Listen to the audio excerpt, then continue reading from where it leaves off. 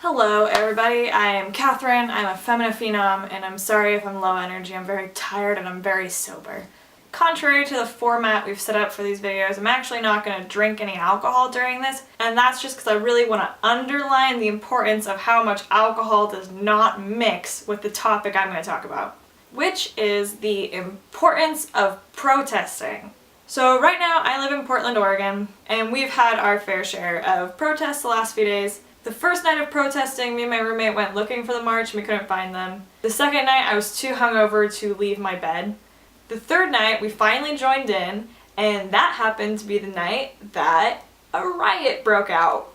So about 4,000 people showed up for this march, and the vast majority were peaceful. And it was really an incredible experience up until we looked around and everything was like being caught on fire and people were breaking things. But as me and some of my friends were there and we were posting about it, people were already arguing about if protests even matter. And I think yes, obviously they do. And I'm going to try to calmly explain to you guys why I think you're a little incorrect. So first I'd like to talk to the people who might agree with the cause but don't necessarily think that protesting is the way to do anything about it. The right for us to get together, peacefully assemble, and publicly voice our dissent is so important that the people who wrote the instruction manual for our country made it number one. Which, is actually higher up than our right to bear arms, so...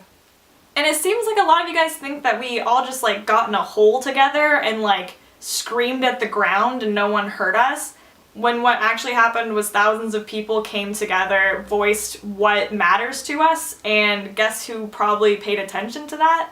At the very least, our elected officials in Portland, and if they're good at their jobs, our representatives to Congress and our senators were also paying attention. Let me repeat this because I just don't get how people aren't understanding. 4,000 people stood on a bridge and said that we care about trans rights and gay rights, the rights of minorities, and the rights of immigrants. Do you think they would understand the severity of the situation if we all just stayed home and tweeted about it?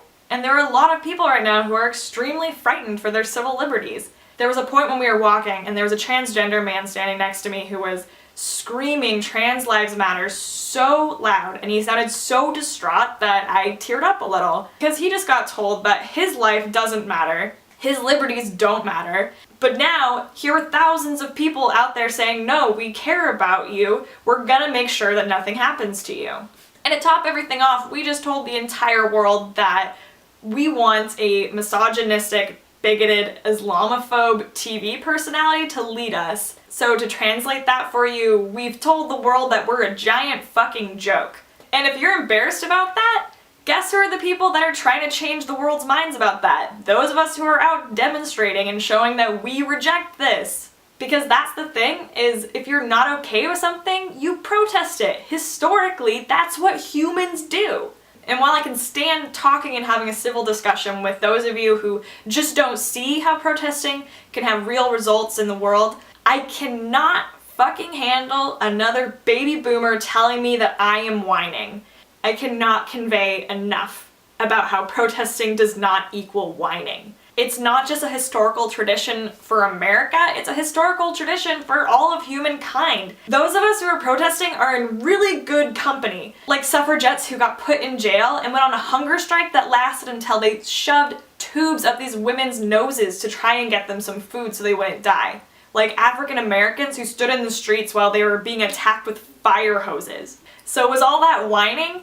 No, it's just what people do when we're not happy with what's happening in our country. You know, like when all those people went around with all those racist signs for the last 8 years with Obama. We all grew up with newsreels of people in the 60s staging stand-ins, of watching videos of people burning their bras, and now suddenly when it's our turn, you're telling us that we're just being children. That's manipulating our reality to try and make us feel bad about ourselves. Which happens to be the definition of gaslighting, which is an abuse tactic. So for anyone who's being shamed for just using your First Amendment rights, try to remember that they're abusing you by doing that. They're just trying to suppress your voice and your opinion. And the thing is, you can tell me that what we're doing is pointless all you want, but it's not gonna make me feel dirty because there's so much I cared about on Monday that I just don't give a shit about anymore. Like, there were so many people in my life that I wouldn't cross a certain line because I didn't want to offend them. But I mean, on Tuesday, all of those people proved that they honestly don't care about me, or my safety, or the safety of the people I care about. And if they don't care how I feel, I'm gonna show them the same exact respect.